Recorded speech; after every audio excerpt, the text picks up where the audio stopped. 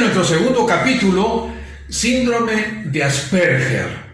Y recordamos, muy románticos por cierto, la carta a los españoles americanos, hecha por Juan Pablo Vizcardo y Guzmán en 1791, donde es un pedido para que todos los americanos que estábamos bajo el yugo español nos levantemos, reconozcamos la libertad y sobre todo el objetivo hacia buenos gobernantes.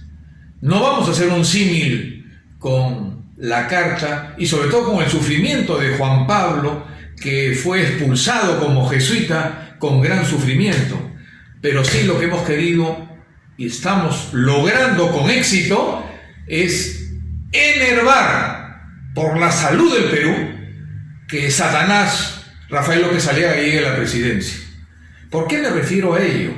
Ahora lo vemos alcohólico, lo vemos presentándose a la televisión en forma matonesca.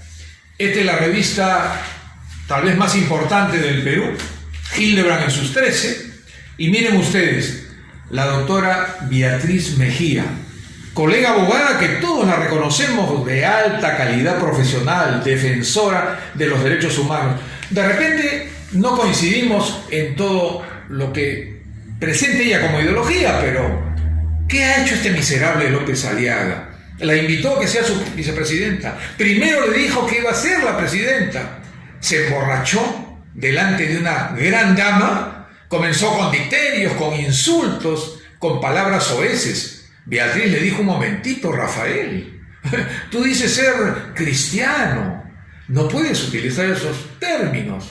La sacó de la candidatura. Miren ustedes, y con una serie de especulaciones y calumnias.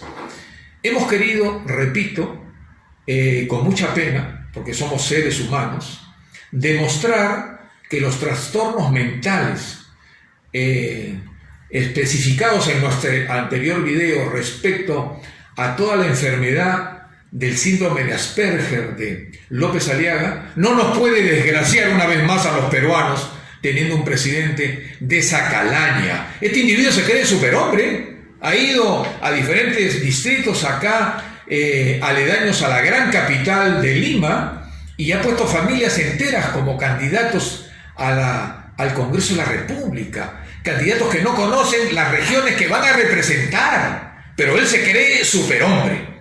Es un individuo que como superhombre ha amasado una fortuna.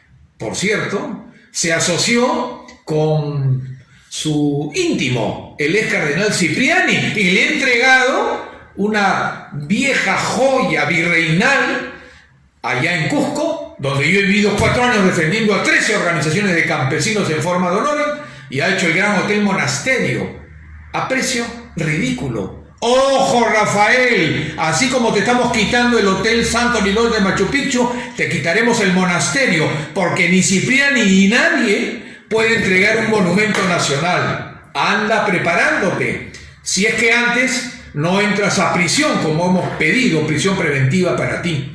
En mérito a ello, se cree superhombre porque falta a todo lo que se le pone al frente con una serie de insultos y prepotencias.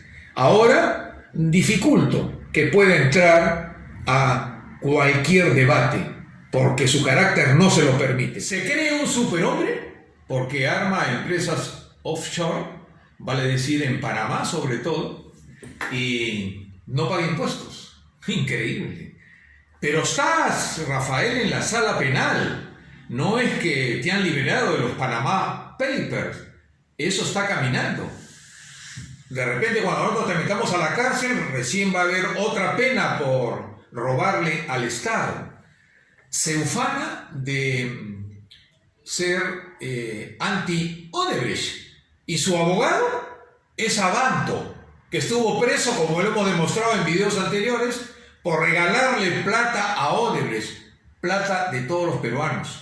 Además, a Curio Tito, quien yo metí preso como gobernador, él de Cusco por corrupto, le entregó el hotel Santo Nicolás Y Acurio era el que le entregaba plata a Odebrecht, o recibía plata, mejor dicho, de Odebrecht y de OAS.